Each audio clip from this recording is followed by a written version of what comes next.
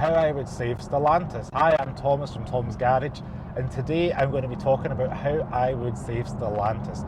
Now, I'm doing this video on the back of a good few YouTube videos myself that I've watched recently.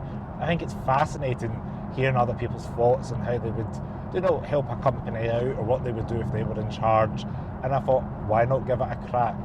I am a fan of some of the brands under the Stellantis umbrella, and anybody totally new to what Stellantis is, that is the organisation that owns brands such as Citroën, Peugeot, Dodge, Fiat, DS, Chrysler, Ram. There's quite a lot in there, Maserati, Alfa Romeo. There's quite a fair under the umbrella of Stellantis, and a lot right now, they seem to be either sharing a lot of the parts, components. They're not the most reliable, they're not selling super well. They've went heavy in on EVs, which into the market right now, especially in places like Europe, we're seeing it go kind of the withdrawal of EV sales. So I want to start off with powertrains, because what I have noticed is a lot of the European vehicles are either powered by a 1.2 litre PureTech engine, or it's the hybrid that all the brands seem to share. And then I think we still get the 1.6 diesel. I could be wrong, I haven't seen that as pushed as much, and especially the Citroën products and things like that, but until recently, if it isn't, they still had that. Now, I watched the fifth gear team test of the Peugeot 408, and Vicky said the same thing that I was thinking, in terms of that little car has a 3-cylinder engine. Sorry, the big car has a 3-cylinder engine. It's just going to be overworked when you've got an unreliable engine, or in my allegedly unreliable engine, these PureTech engines in the car, powering such a large vehicle. Get us 1.6, 1.8, 2 litres at least. So, the rest of the world still are using these larger engines, which by European standard is larger. If you're watching in America, 2 litre is not huge. But I think people would still buy them, if the engines were a little bit more competitive in the market segment. You look at Volkswagen, you look at the BMW group, they're still producing decent 4-cylinder vehicles. Toyota, a lot of their lineup uses either a 1.5 3-cylinder hybrid or a 2.5 litre 4-cylinder hybrid. So the market's still there for combustion vehicles, especially the hybrids, making things a little bit more reliable. Might be easier said than done, but I'm sure the knowledge is in there within all these brands, and the thousands of people are employing.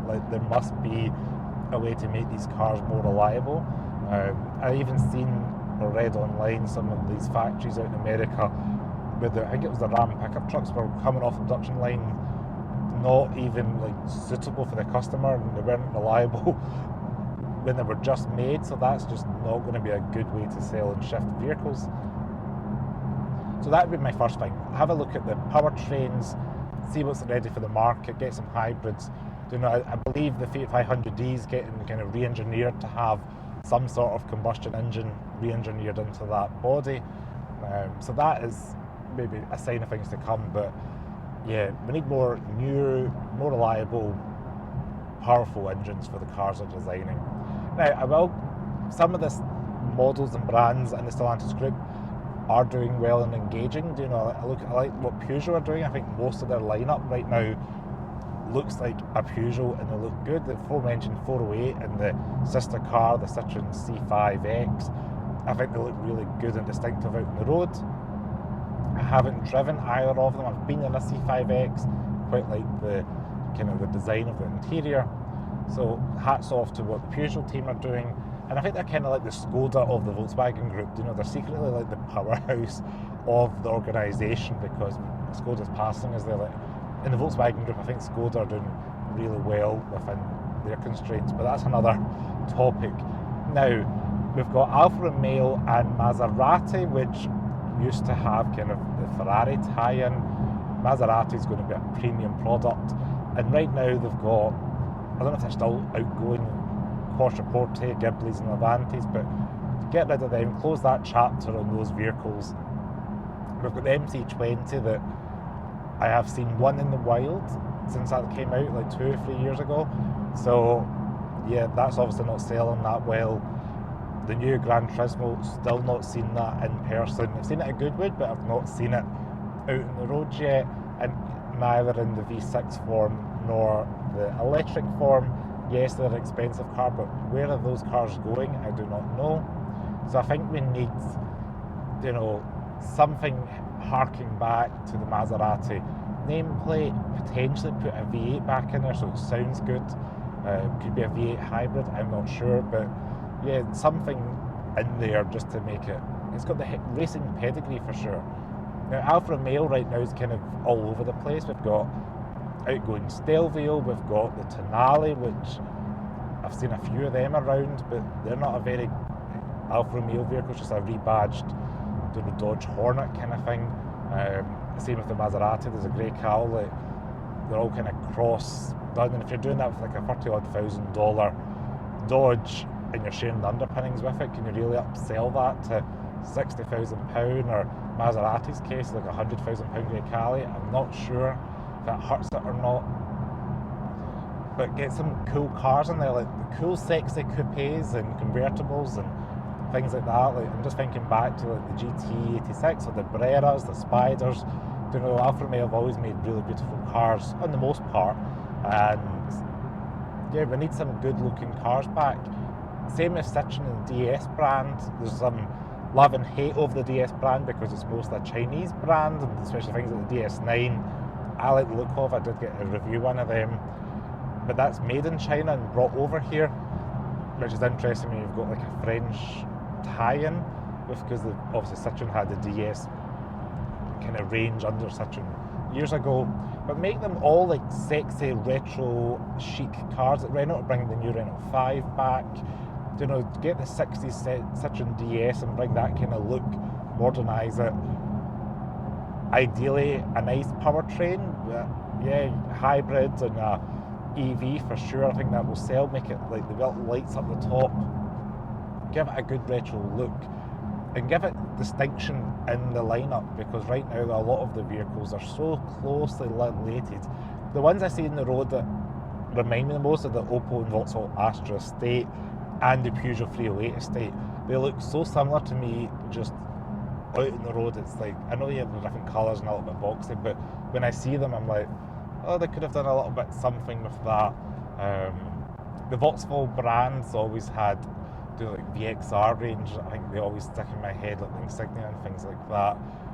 Right now Vauxhall's got Grand Lands, Cross Lands, Mochas. There's mostly crossovers. They obviously got the Astra. There's just nothing really either super well selling that I see in the roads, or like a halo car. Remember that the Zafira VXR, like this sporty MPV?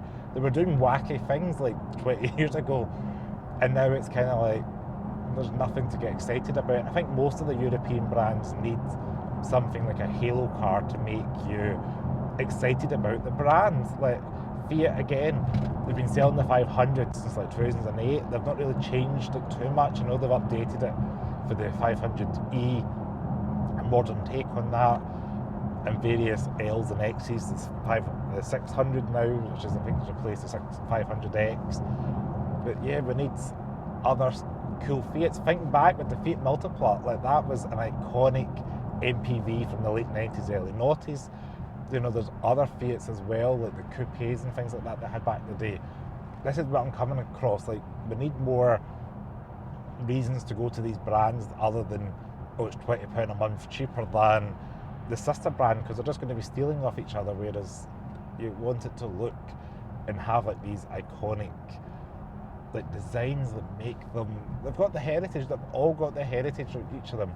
Now, I can't speak for Dodge, Chrysler or Ram because they're just not popular here in the UK. I think the Dodge Caliber is what, and the Nitro are the ones that I remember here being in the UK, which were not great cars. The Ram, I see them imported, they're just way too big for the European market. Seems to sell well or be popular in America. I just remember them from Desperate Housewives, the Dodge Rams. Chrysler used to get the 300 Estate. At one point, the Americans had the Sebring. Remember, they were like the rental cars, the convertibles and things like that. And then the Chrysler Grand Voyager, which was the kind of MPV chauffeur car that even the Apprentice used for a while. But yeah, since Chrysler pretty much, I think, have pulled out of Europe, I'm not sure if it's full just the UK or Europe, but yeah, they've got the Pacifica, and I think I just read like 2 days ago they're bringing out the Grand Voyager, it's like a cheaper version of the Pacifica, basically the same car but want to call it a different model. I'm not 100% sure what's going on there, but Chrysler, go back, like they had cool. I watched Hoovy's Garage and they had like a Mopar 1950s Chrysler product, and it had like big fins and stuff. Do you know, Chrysler have made cool cars, like they've made the PT Cruiser, which, better the worst, was an iconic car in the last 20 years. Do people know what that was? So we're needing, again, going back to, we need iconic designs and things like that. The Stone Goat in the Pacifica, I think people like that particular patent or design, which keeps Chrysler probably going, but that's what I would do. So more iconic designs, better powertrains, more powerful engines, and halo cars for each of the brands, so people know what we're talking about when you're seeing them. You know, so you've got things going on, you're like, oh, I know what that is for sure. But yeah, that's what I would do. Thank you so much for watching, and I'll see you next video. Ciao.